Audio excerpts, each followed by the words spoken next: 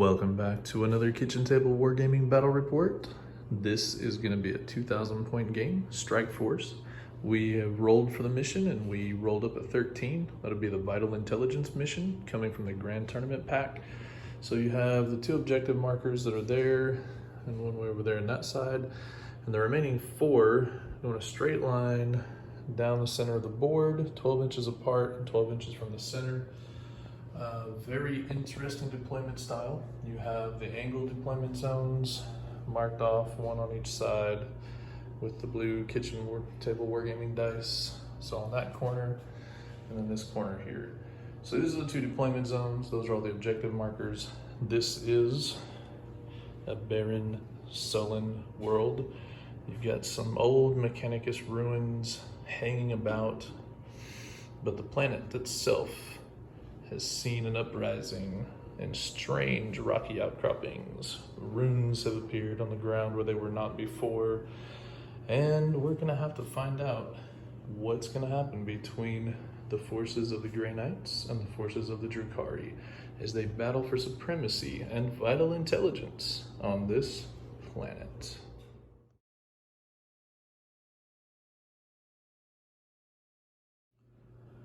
Welcome back.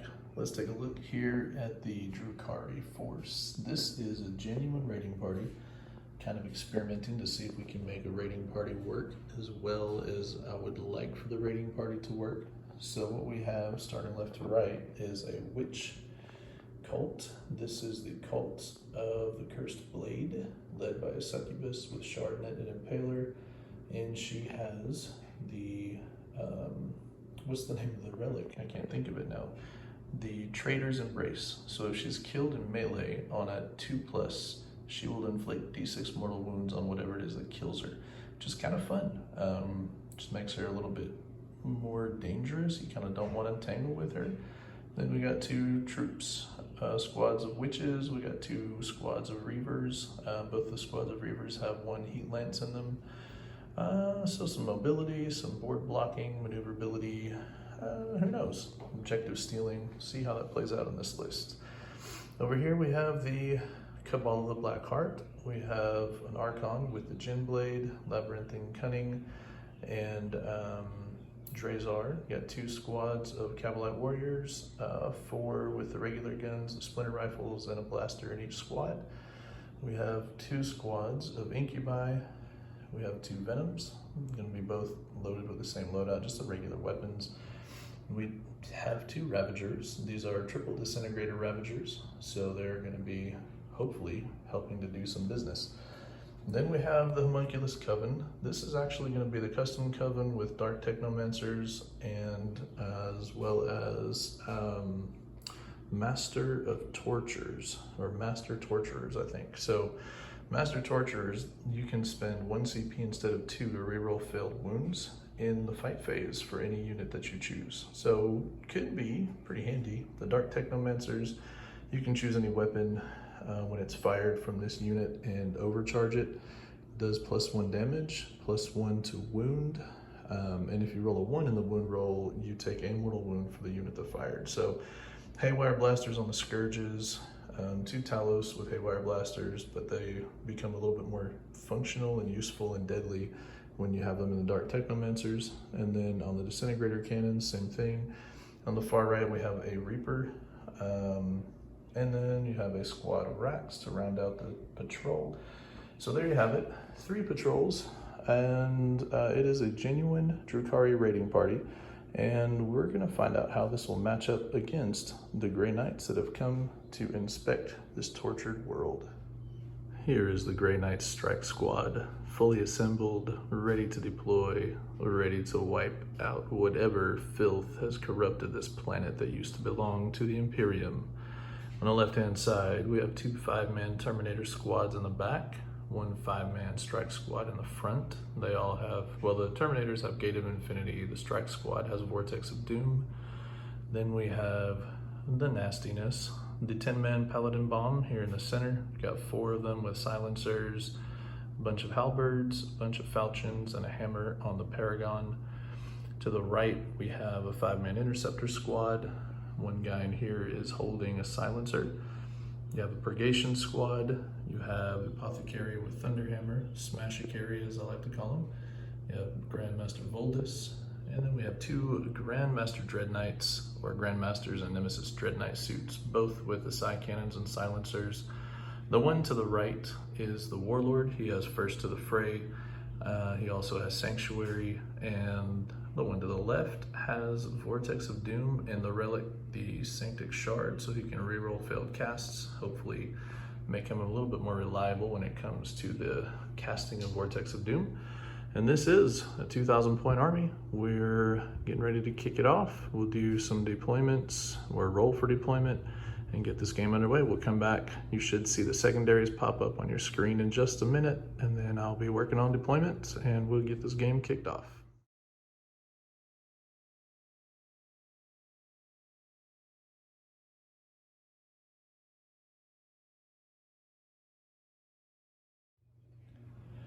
So the Grey Knights won the roll-off. They are the defenders, so they chose this deployment zone here, hoping that you would have some protection on this edge over here to gain an objective marker, and even the one here in the corner, but also to get line of sight kind of through the center of the battlefield, even though these tree rock things are counted as obscuring. So there is some protection, some opening. You can see lined up kind of just in a row. Characters are somewhat protected here. There's not going to be any turn one shenanigans from the Drukhari anyways. The Grey Knights did spend a command point to put the Purgation Squad in the Teleportarium, the Apothecary and the Strike Squad also starting off the table. Everybody else is down and ready to rumble. For the Drukhari, they have a lot of forces. This is going to be interesting to see if their weight of numbers will just do the business against the Grey Knights. So we've got kind of a wall. Not kind of, it is a wall. So we have a lot of gunboats that have line of sight, can move around plenty fast. Over on this side, we've got multiple groups of units that can go out and score those two objectives in the center and hold it. Even the racks can move pretty quickly. You got Ravagers in the middle. Down at the far end is the Reaper, all of which are going to easily be able to get line of sight on that Grandmaster. Then there's also Paladins and Terminators there. Here towards the middle we have a Raider, that Venom there has 5 Kabalite Warriors inside. This Raider has a squad of 5 Kabalite Warriors as well as a squad of 5 Witches. Then we have the other Reaver squad, the 2 Talos with a Homunculus. And this Raider has the Succubus and a 5 Witch squad, 5-member squad of witches. I don't know how you would say that.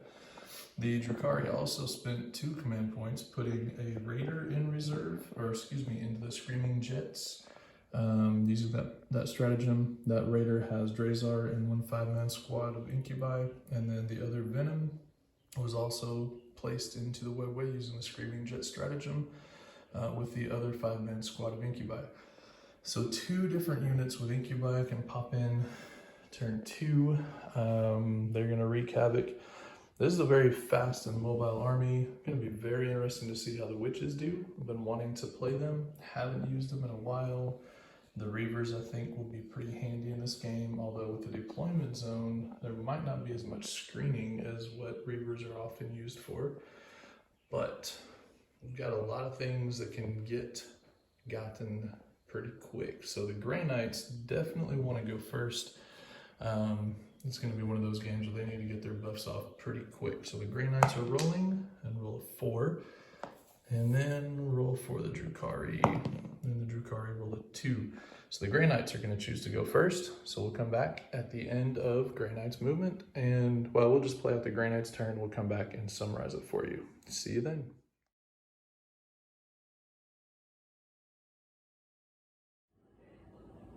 So the first turn is done for the Grey Knights. In the Psychic phase, Ethereal Manipulation was cast on the Paladins in case anybody gets sneaky ideas and comes across the board to charge. Voldus had kind of a rough go, failed a couple spells, finally got Ethereal Manipulation off. Spent the Empiric Surge command point so that everybody within 6 got +1 to cast, and then he was able to cast Empyrean Domination, so essentially we got that one for free.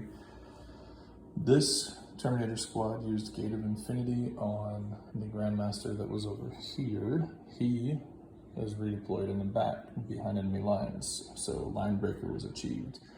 This Grandmaster moved forward, cast Sanctuary on himself, and then successfully shot and destroyed the Raider over yonder.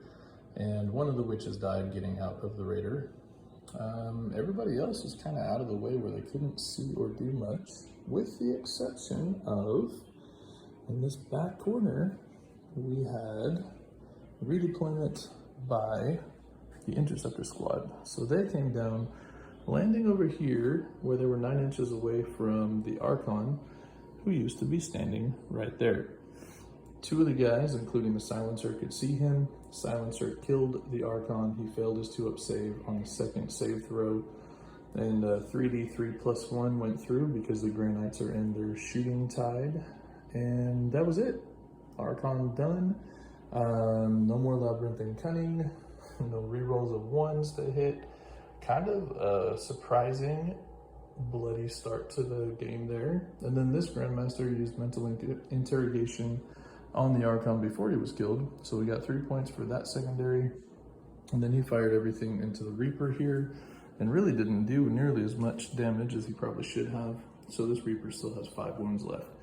So that's the end of the turn. No charges. This Dread Knight, well, might charge, excuse me, I did forget about that. So the Dread Knight is going to charge into the Reavers here, this little squad, just so he can become a little bit more of a nuisance.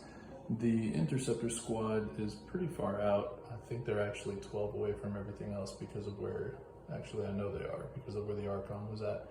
So we will have a quick charge from the Grandmaster over here. He is not the Warlord, so he doesn't get to reroll. So we'll see what he gets. He rolls a 7. That's it. He's not going to make the charge. Would have been kind of fun to get him up there, tie up the Reavers along with some of these other things that would need to deal with him or make the Reavers fall back and not be quite as useful. Didn't happen. So Drukhari are going to answer. With all the firepower that the Drukhari do have, even though they lost the Archon and 1 Raider, there's still a lot of work that can be done. So we'll see what happens. Drukhari turn 2 coming up.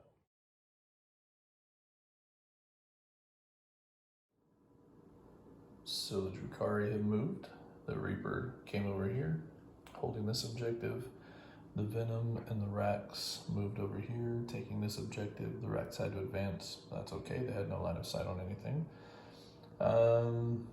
This squad of Reavers came up to the rooftop here, and everything, well, the Venom and everything inside the Venom and the Reavers shot into the Paladins and did no wounds, which is not super surprising. This Grandmaster did shoot and destroy, oh wait, sorry, that was the other turn, he already did that. The Raider here scooted forward so that it's holding that objective. The Talos and Homunculus came up this way, not in range to hold the objective, but they were in range to shoot.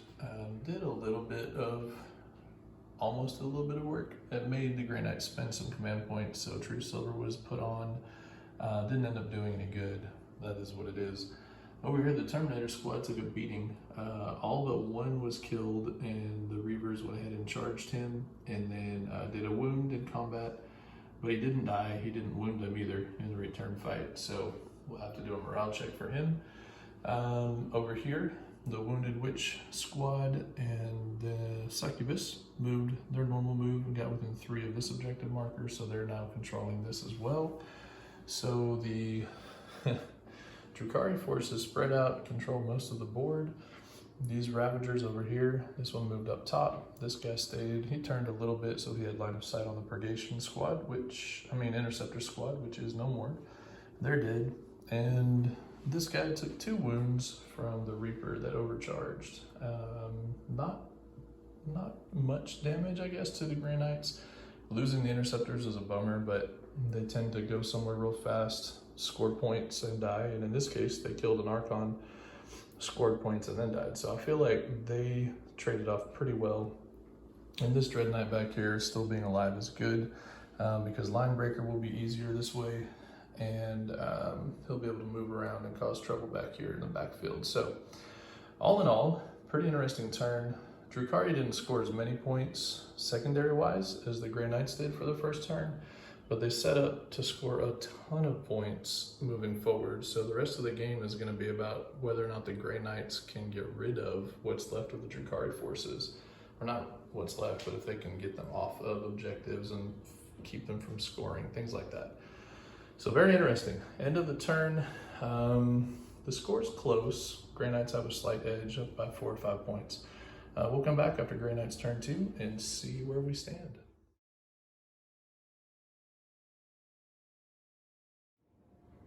That was an interesting turn for the Grey Knights. So in the psychic phase, Hammerhand was cast on this squad of paladins. Armored Resilience was given to the Terminator squad protecting Voldis, because when the Incubi come in, if they are truly after assassinate, these are going to be some of their prime targets. Terminators didn't do anything in this psychic phase, and the Purgation squad came down, trying to cast Astral Aim and failed. Voldis cast Ethereal Manipulation on them, but there wasn't anybody in range to shoot. The Strike squad came down using Dynamic Insertion, landed within 3 of this objective marker, cast a Vortex of Doom, killed a Wytch, took a wound off of the Succubus. That was it. And then in the shooting phase, eliminated the rest of the Wytch troop. Over here, you'll notice that the Talos are gone, and that is because I made a big dumb. I didn't include them in this list, which is how I got the 3 raiding parties to have the number of vehicles and bodies they did. That's fine. That was just my mistake. They had not caused any damage, and nothing had hurt them. All that had happened was a command point spent for True Silver, and a few shots targeted them that didn't have line of sight on anything else twice. That's literally all that happened. So no harm, no foul, but they're gone, and the Homunculus, without having Talos to buff, would have stayed with the Rack squad, so I just moved him over there. Again, it didn't impact anything, no changes. The Grandmaster and the Purgation squad combined to kill the Raider, and then he charged into the Wytch squad, which didn't do any good. Killed a Wytch in combat, because that 4 up invulnerable is pretty good for them. 1 Cavalite warrior died getting out of the Raider, by the way. So that's all that happened there. The Terminator squad killed the Reavers that were over here. Oh, and this 1 Terminator used Gate of Infinity on himself and jumped to the back side of the board to ensure that we had Line Breaker. Was also attempting to get a charge off on the racks, but failed the charge. Over here, this Dread Knight scooted around, did a bunch of shooting at the Ravager that's up on the top of the hill, knocked it all the way down to 1 wound remaining, but could not kill it in the shooting phase. Then he made the charge into the other Ravager, killed this one in combat. So that was good for the Grey Knights. The Apothecary came down here, landing 9 inches away from everybody, and then 18 away from the Succubus in order to cast the Mental Interrogation, which was successful. So another 3 points there for him. And the 2 characters here both bringing Line Breaker. So that's a pretty good summary of what happened. This guy didn't really do much. Over here, the Reaper is gone. This was killed by half of the Paladin squad that was in range to shoot it, destroyed it. Then the other half of the Paladin squad shot the Reavers off the top of the building. They did not shoot at the Venom because they were trying to make a charge, but at this range, they failed the charge, and it was kind of too long of a charge to really consider worth re-rolling, so they did not re-roll that one. So that's where we stand. So the end of the Grey Knights killed a lot of things. A lot of the vehicles are dead. A couple of troops they were able to eliminate, put some pressure on some objectives, but the Drukhari are still going to be in a position to score quite a good number of points. So I'm not sure really where this game's going to go yet. It's very interesting, because don't forget, the Scourge with their Haywire and their ability to overcharge, those are going to come in. So now the characters are going to be in trouble. The Incubi are coming in. Again, characters are going to be in trouble. And there's still plenty of troops and movement left for the Drukhari to be able to still take and hold different objectives. So it's going to be an interesting turn. We'll see what happens. We'll come back at the end of Drukhari turn 2.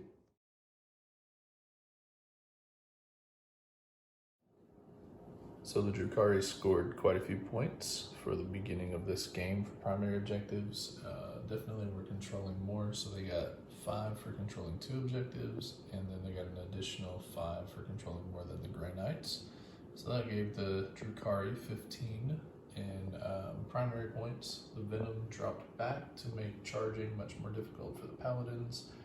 The Racks and moved forward to control this objective, and the Homunculus advanced so that he could kind of make himself a little coat of racks, so he's not going to be targetable very easily.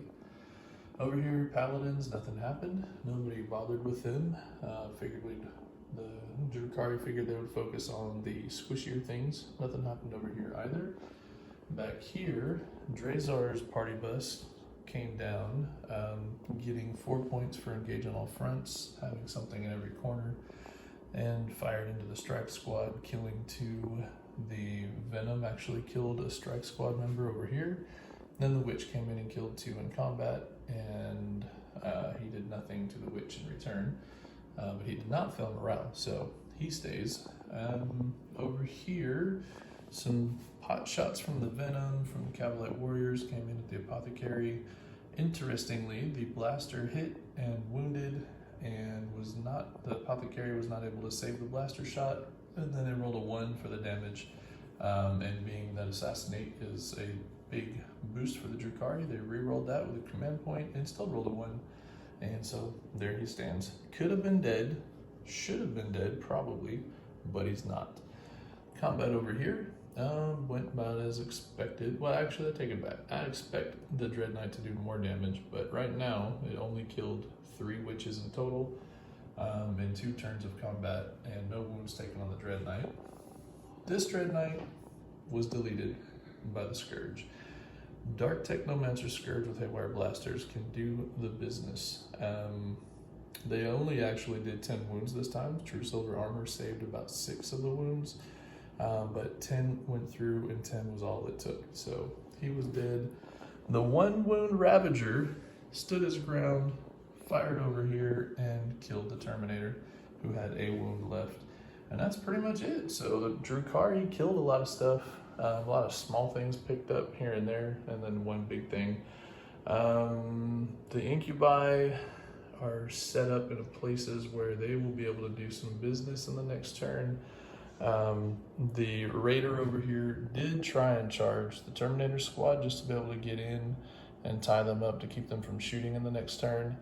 Failed the charge, even with the rerolls from Power from Pain. Same thing with the Venom, although the Venom was charging the Apothecary, just trying to get in and get extra wounds off before the Incubi piled out.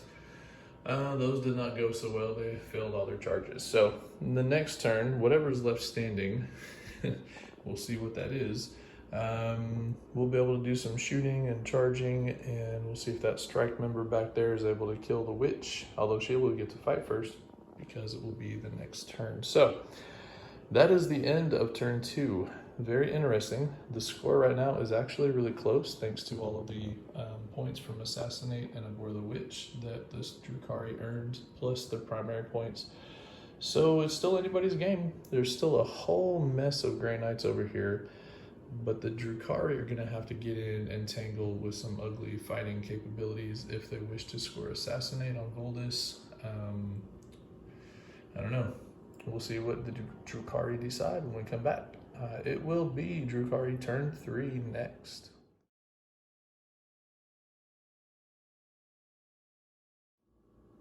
So the end of the Grey Knight's turn.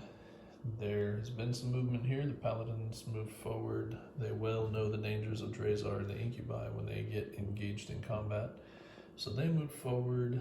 Purgation Squad got shuffled up after catching the Ethereal Manipulation spell from Voldus, so they are able to reroll everything within half range, which used to be the Raider. That is gone now. And Voldus is back here. He is in range to still give support to the Paladins. Think even to the Purgation Squad, still to be within that 6 inches, but they're not going to charge or do anything like that. Paladins do have Hammerhand. They're out of range to shoot anything and out of line of sight to shoot anything because they're up here to catch this Drazar threat. Drazar, the Incubi, piled out of the Raider, and 3 Incubi died getting out That is a horrific roll. They piled out, got behind this rock, so there was only line of sight on them from the purgation squad, which had already fired, so they didn't need to worry about that. Over here, the succubus has killed the last strike member, so that objective marker is now owned by the Drukhari. The Grandmaster Dread Knight over here in the middle did a smite on the Wytch that he was in combat with. She's gone. He was able to shoot, did a few wounds on the Venom, and deleted the Kabal warrior squad that was here in the center of the board. Over here, there are only 2 Scourge left, thanks to a Gate of Infinity from this squad. They shot with a side cannon, killed the Ravager that was on top of the mountain, and then the Storm Bolters went into the Scourge and killed 2 of them. And they stayed back here to get Linebreaker. Was tempting to charge into the Venom, but Linebreaker is worth more points right now, and the next turn can do some shooting, split fire maybe, between the Scourge and the Venom, and see what happens after that. The Apothecary did have to move forward to get into into the 18-inch range to do his mental interrogation on the succubus. And that's it. That would be the entirety of the Grey Knight's turn. Some points were scored. They finally scored primary points. In this mission, you have to have 2 objectives in order to score 5. So for this turn, the Grey Knights did score 5 points for the primary. And I think I said that the Drukhari had 15 in the last turn. They had 10. That's my mistake. They were holding 2, but then they did not have 3 or more at the time. They did have more than the Grey Knights. So they did score 10, just not 15. So that was a misspeak on my part. So that's how we stand. Drukhari turn 3 coming up. Drazar and the Incubi are going to do some business. And as far as primary points go, the Drukhari definitely have the lead right now. So we'll find out if they can hold it. And there's a lot of Grey Knights left. There's just not all of them are in a very good position to help. So that's going to make this end of the game pretty interesting. We'll be back after Drukhari turn 3.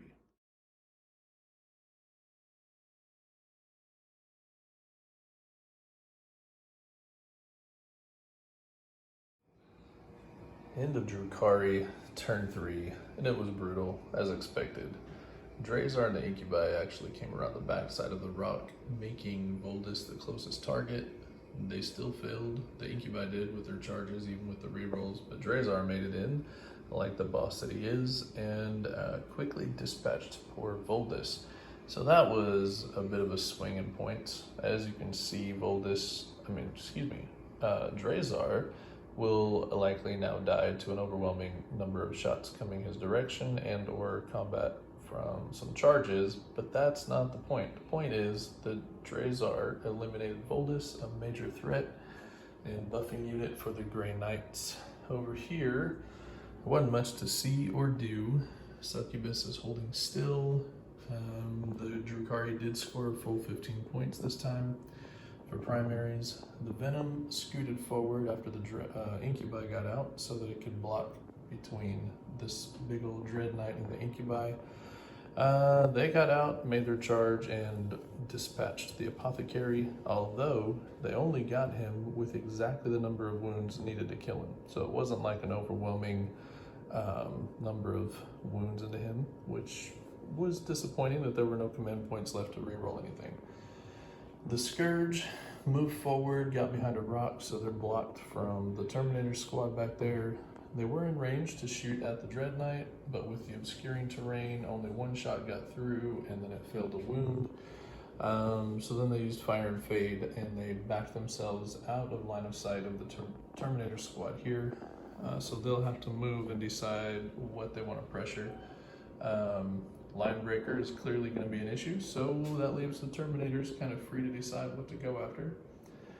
The squad of Rax and the Homunculus just did a little shuffling around, moving themselves farther away from the Paladin bomb down there, and did do some shooting, took a wound off of one of the Terminators.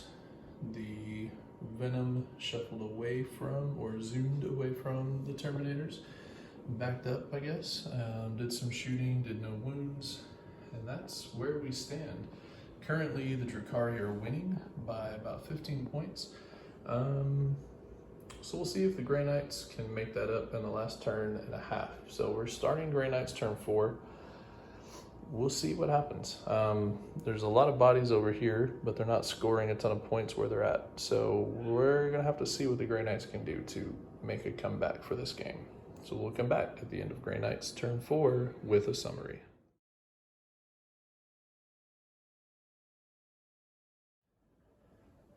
Well, never count the Grey Knights out, or any army for that matter, until it's all the way over. So turn 4 for the Grey Knights was productive to say the least. This Terminator squad used Gate of Infinity, jumped back here behind the Venom. The only reason they did that was so they would be in range to cast Gate of Infinity on the Paladins in the next turn if they needed to move that blob to some other point. I don't think that they will now. The Terminators then made a charge into the Venom, had to use a command point reroll to get there, but they got there, killed the Venom. 4 warriors died getting out. Unbelievable. And the last guy failed morale. So that entire Kabalite squad and Venom just disappeared. Poof. One of the craziest rolls I've ever seen for an explosion or for the units inside. Paladins cast Hammerhand, then they moved in and made a very easy charge into Drazar, and that's all there is to say about that. The Purgation squad split fire, shooting with Astral Aim and killing the succubus that was in that corner. And they did do a little bit of damage on the 2 incubi back here, but the other 2 incubi were killed by the rest of the Paladin squad. That's a lot of bullets for anything to survive. So all of the Drukhari forces over here on this part of the board are now gone. The succubus is gone. No more controlling points. Over here, the Dread Knight moved up, shot into the Venom, and then spent the silencer to get rid of the 2 Scourge that were back there, because that eliminates the Drukhari points scoring abilities that direction. Then he did a quick measure and discovered that the Dread Knight could charge the Venom and still hold the objective. So after that, the Venom was destroyed in combat. The Incubi over here are still in range to make a pretty easy charge into the Dread Knight to try to pick off the last few points for Assassinate, if that's the plan. Find out what they choose to do in the next turn.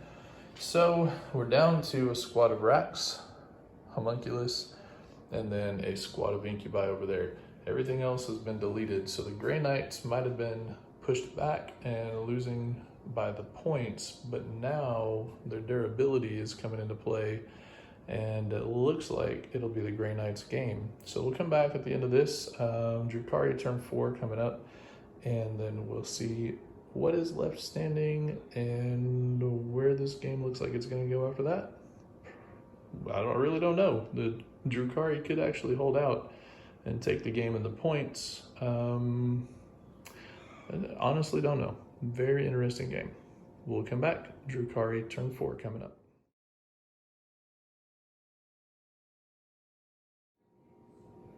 Well, irony of ironies, the Stinger pistol from the Homunculus took the last wound off of the hurt Terminator and killed a guy, so that's something. Then over here, the Incubi charged into the Dread Knight. They did get close enough to be able to secure the objective. However, 3 of them died in the combat. They did manage to take a lot of wounds off of the Dread Knight. They got him 7 wounds down. So that's happening over there. And that's about it. The Drukhari still lead by 5 points. I think it was 5. 4 or 5. It's a very, very close game. So the Grey Knights are going to get one more shot at taking those last few points away. I think just in primaries alone, they'll make up some of that, but they don't have enough units left now to really stretch the board and get more, so it's not guaranteed. In fact, currently holding 2 objectives is only going to get them 5 points. So they're going to have to come up with some other ways to score, and there's not a lot left in their secondaries that they can pull off. So this is an interesting game. It's very, very close. Not what I expected. We'll come back at the end of Grey Knights turn 5.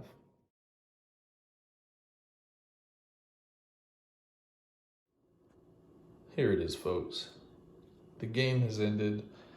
The Grey Knights came back and tabled the Drukhari in the end of turn 5. Very exciting stuff. You got a Purgation Squad still here. The Sanctuary went off on the Grandmaster. Dread Knight armor, he is still here. The Terminators are still here, and the Paladins, well, they made a heroic charge and wiped out the Homunculus. And after the dust settled, the Drukhari actually won the game. It's another game where the army that was still standing is not the victorious army. Not any more turns left for the Grey Knights to continue scoring points. And at the start of this turn, there was only the Grey Knights were only controlling 2 objectives, so that gave them 5 points. The Drukhari still had enough bodies on the board to keep the Grey Knights from scoring any extra for controlling more. And maxed out secondaries all around. That was it. I mean, there was no way to get any more secondaries or to score any additional points. So a crazy game, crazy outcome. A lot of Grey Knights left on the board, but the Drukhari mobility, speed, enough lethality to really push out, pressure the board, spread everything out, and keep the Grey Knights from being able to settle in and just start scoring points. What a wild game. Crazy outcome. Final score was 67-64, so it was really close, and the Grey Knights are over there pulling their hair out, trying to find some way to score just 1 more point, but it's not possible. So, thank you for watching. It's been another Kitchen Table Wargaming episode, or battle report, and I am the Kitchen Table Wargamer. Hope you enjoy this one. It's been a pretty fun one to play, and hopefully next time we will come back. We'll have a guest star with us, and we'll rock out a whole new army on the table. Catch you laters.